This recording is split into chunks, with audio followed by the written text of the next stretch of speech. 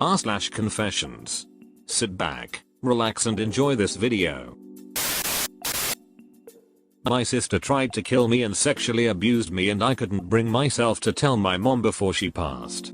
TLDR, my mom caught my sister trying to molest me, told me on her deathbed because the guilt was eating at her. Never told her all the little sexual stuff my sister did and how she tried to drown and bury me. This one is a long one but I appreciate the opportunity to finally tell this. My mom has been gone for 6 years now, and it's been eating at me since. Thank you. My sister and I had what I thought was a normal, at the time, sibling rivalry growing up. We used to always fight and bicker and my mom thought it wasn't too serious either, because my sister would save her worst attacks for when she was babysitting me. She used to push me underwater in every single body of water we'd get into, to the point of me having to vomit up all the lake water that'd get in my stomach, and once knocked out 2 of my teeth, kicking me in the head. Thankfully my baby teeth. Somehow, I still always wanted to be near her because she was all I had and she'd comfort me when my mom's boyfriend would get abusive to my mom. We're only half sisters. My bio dad had a restraining order for hitting my mom, molesting me, and stalking us. Her dad was in prison for murder. As fucked up as it sounds, I think she was always jealous of the attention I got after my mom discovered what my bio dad did to me and how protective she was of me in fear of him coming around. After that is when I think she really started to hate me. She started getting really vicious and attacking me daily, and I'd tell my mom it was the cat when she'd dig her nails into me until she drew blood. I think my mom knew because she'd do her best to keep us apart. One night, my sister got into my bed and asked to sleep with me, which I was grateful for because I wanted to be close to her again.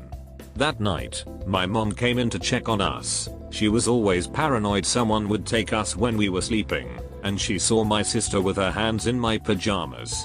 After that, my mom slept on the couch so we could have separate rooms. A few years later, we moved to a house with the above mentioned boyfriend, and I thought it'd all be over. My sister started leaving the house more and I was finally alone and not tormented daily. Until we briefly moved to Ohio and moved back. My sister demanded we stay, but we had to be back in our home state for something custody related with me. My mom allowed my sister to visit often and even bring her friend up. One of the times her friend was up, my sister begged my mom to let her and her friend take me to the lake nearby, and my mom obliged because she wanted us to spend time together. My sister decided to bring a shovel. I can't remember her reasoning, and my mom's boyfriend dropped us off. We started swimming and she had her friend jokingly dig a 6-foot grave while she said she'd finally teach me to swim.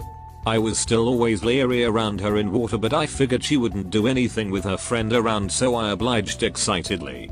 She brought me out to where I couldn't touch my feet to the ground and told me to try floating and she'd show me what to do. Once she had her arms under me and I started to lean back, she grabbed me tight and forced my head under. I got free once, but her grip was so strong and she was digging her hands into my eyes so I couldn't see. Thankfully a boat went by and distracted her, so I was able to kick free and frantically doggy paddle to safety. She laughed and insisted she was joking, but I could see the look in her eyes as she tried to lure me back out with her. She came up to the shallow part and tried dragging me out while her friend kept digging. I kicked free and ran out to the public road and vomited up what felt like gallons of water. After I caught my breath, I started to walk home, but my sister and friend caught up to me begging me not to say anything and that it was a joke and that my sister would let me sleep in her room for a week if I didn't say anything. From then on I avoided going anywhere with her alone, but when we'd be home alone she'd get really close and make jokes about incest. Anytime I'd ask her opinion on my outfit it was always inappropriate, and she'd do things like have me bend to check how short my skirt was or grab my chest to tell me my boobs were growing. She'd break up any relationship I had or try to catch my boyfriend and I in the act. My mom told me about how she found us that night when she was on her deathbed because she couldn't handle the guilt of hiding it anymore. All she wanted was for my sister and I to have a relationship because she never had that with her siblings. I never got to tell her about all the other stuff, and I think I made the right decision. Thank you, kind strangers of Reddit, for letting me tell the story I never got to. I'm happy my oldest sister is dead. Let's start with some backstory. I am the result of my father's second marriage. My two sisters, we'll call them Samantha and Laura, Laura being the older of the two, were results of his first. Samantha is a beautiful, smart, level-headed woman with a husband and children. Laura had learning disabilities, was irritable and violent, and was a raging kleptomaniac. I'm significantly younger than both of them, so I might have some details wrong, and these events aren't in any particular order, but from what I know, all of Laura's problems came forcefully from her mother. Apparently when Laura was very young, her mom's idea of punishment was to pick her up and throw her against a wall. I don't know what the immediate repercussions of that event were, but it's not hard to figure out that was the catalyst for Laura's behaviors. She would chase me around the house with scissors while babysitting me. Every night was a screaming match among my father and sisters, at which point my father had remarried and my mom was taking care of all three of us, my sisters then being teenagers. My mom loved all three of us but never had much of an idea what to do with Laura.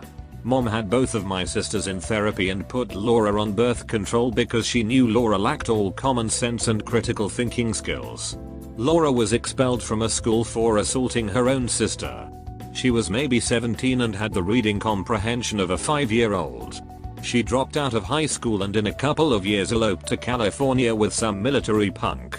She came back home in 7 months and moved into a tiny, dilapidated rat hole with her mother. Finding a job was nigh on impossible, and those she did find she couldn't keep. There's a reason I saved raging kleptomaniac as my last descriptor for Laura, because that was her defining characteristic. As most teenage girls do, Laura loved jewelry and various other shiny things. She loved them so much that her only resolution to obtaining them was to steal them. Whether it belonged to her friends, family, or even a store, she did not hesitate to steal anything she wanted.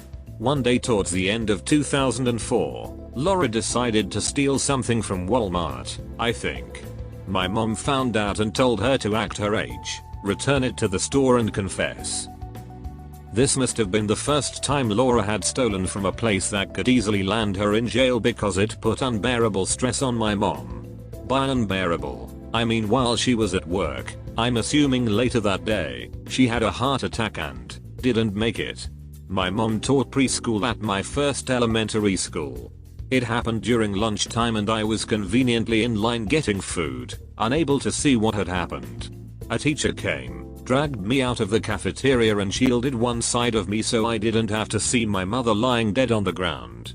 Mom was 37. I had turned 6 exactly a week prior. Luckily I was young and naive. I took mom's passing well, telling everyone she'd come back. I was young so the details weren't given to me. When I got a little older I was told she had a heart attack, but it wasn't until adulthood that I was informed of the shoplifting incident that likely caused it. Fast forward to November 2017. Laura's still around. She's got 3 kids, 2 girls and a boy. 2 girls are with her. Younger was temporarily taken by CPS and the boy was taken away indefinitely under suspicion that he wasn't being fed. He's still in foster care as far as I know.